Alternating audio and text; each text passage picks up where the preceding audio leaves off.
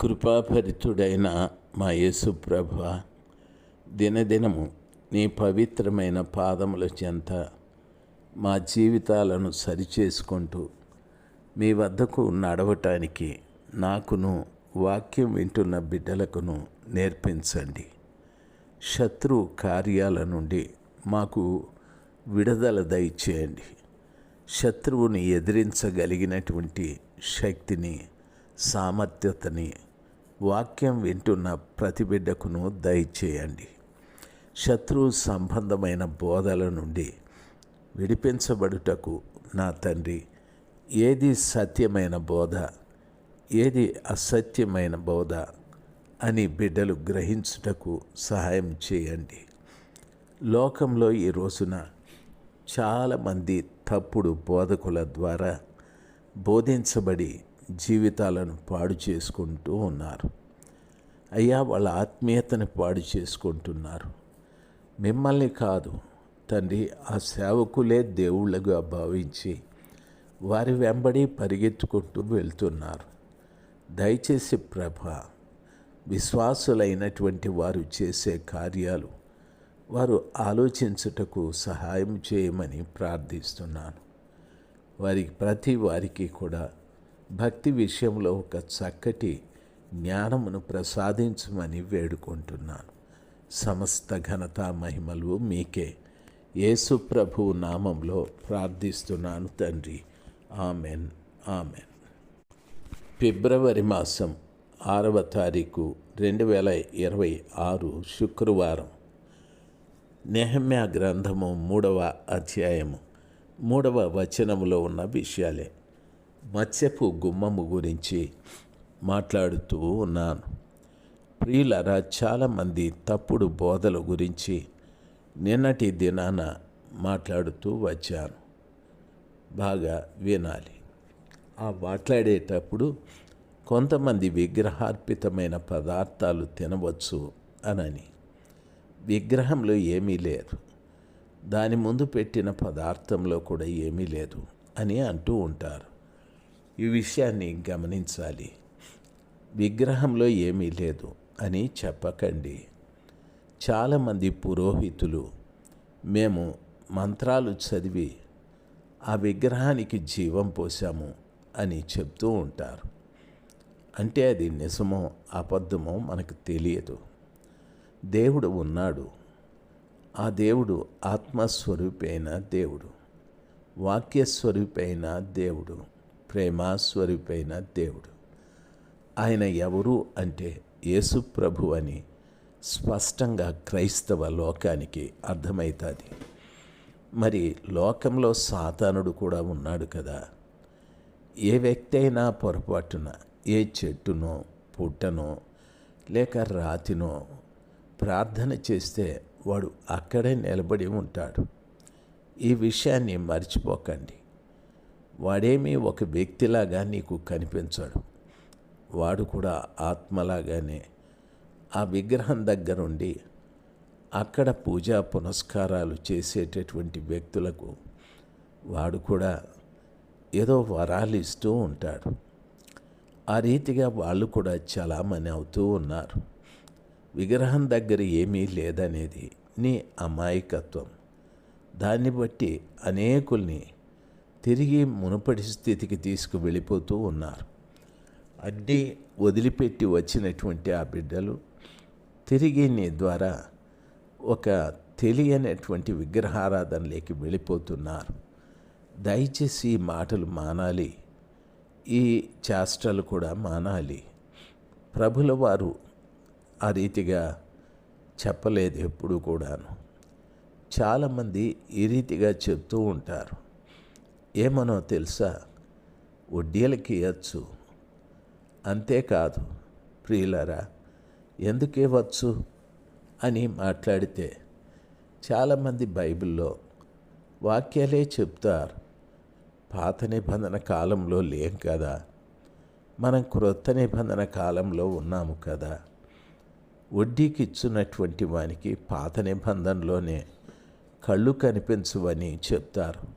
అంటే వారి మనోనేత్రములు మూయబడిపోతాయి. అంతేకాదు, వారు ఇంకెప్పుడు కూడా వాక్యంలో ఉన్న సత్యాన్ని కానీ, ఆత్మస్వరూపి అయిన దేవుణ్ణి కానీ, ప్రేమస్వరూపి అయిన దేవుణ్ణి కానీ, వాక్యస్వరూపి అయిన దేవుణ్ణి కానీ చూడలేరు. వాక్యంలో ఉన్న అమూల్యమైన విషయాలను వారు ఇంకా తెలుసుకోలేరు. అన్నీ వంకర మాటలు, వంకర బోధలు చేస్తూ ఉంటారు. ఈ మధ్యన ఒక వ్యక్తి మాట్లాడుతూ, మనకు సామర్థ్యత ఉంటే రెండో పెళ్ళి కూడా చేసుకోవచ్చు, తప్పేముంది, మన పూర్వీకులు అలాగ చేసుకున్నారు కదా అని. పూర్వీకులు చేసుకున్నారు, సామాన్యులు కాదు, రాజులు చేసుకున్నారు. అయితే వారికి సామర్థ్యత ఉంది.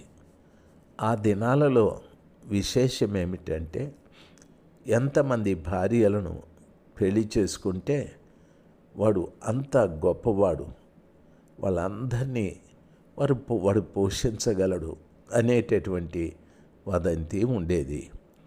ఆయన పెళ్లి చేసుకున్న ఒక్కొక్క భార్యకి ఒక భవంతి కట్టించేవాడు, కొన్ని కోట్ల రూపాయలు ఇచ్చేవాడు, కొంత భూమిని ఇచ్చేవాడు.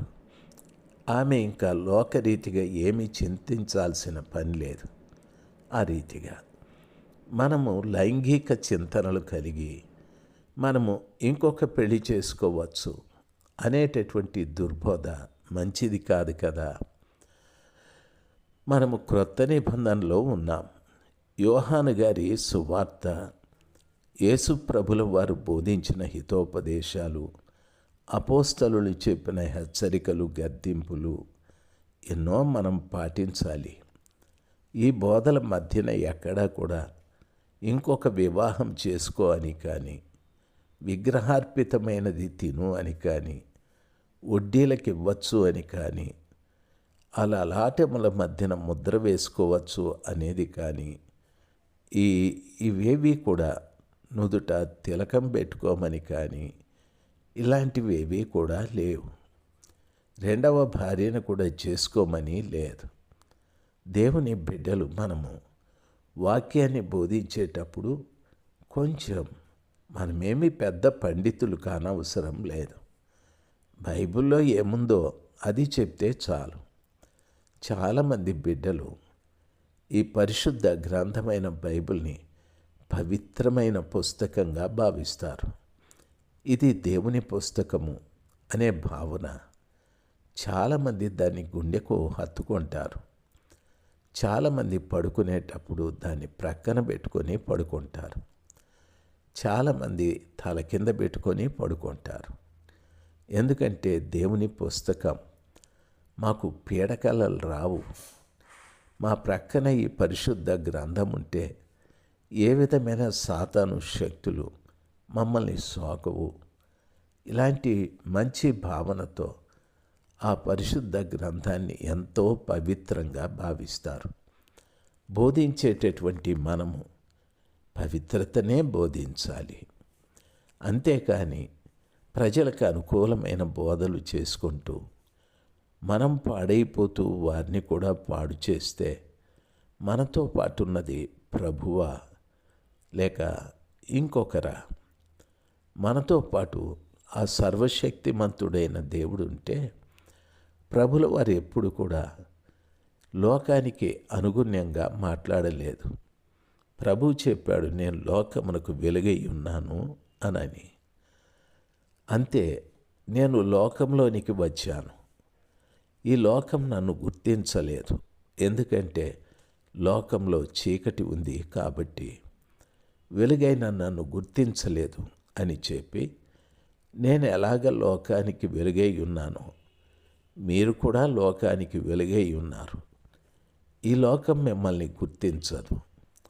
ఎప్పుడు వెలుగైనటువంటి మనం చీకటిని వెంబడించకూడదు. వెలుగైన యేసయ్యనే వెంబడించాలి.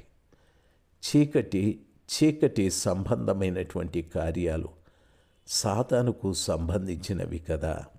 కాబట్టి దేవుని బిడ్డలైన మనము జాగ్రత్తగా గమనించాలి. మహోన్నతుడైన దేవుడు వెలుగైన దేవుడు. ఆ సర్వశక్తిమంతుడైన దేవుని అద్భుతమైన కృపను బట్టి ఆ వెలుగులోనే మనము నడుద్దాం. ఆ వెలుగులోకి చీకటిని లాక్కండి. మీ ద్వారా అనేకులు చీకటిలోనికి వచ్చే ప్రమాదము ఉంది. మనం ఎప్పుడు కూడా నీటికి ఎదురుగా చేప ఎదినట్లు లోకానికి ఎదురుగా ఎదాలి. అంతేకాని ప్రవాహం పోయినట్టుగా చేప పోదు. ప్రవాహానికి ఎదురుగా ఎదుకుంటూ వెళ్తుంది. ప్రభు బిడ్డలైన మనం కూడా లోకానికి ఎదురుగా ఎదాలి. లోకంతో అనుకూలమై జీవించకూడదు. దానివల్ల ప్రత్యేకత ఏముంది?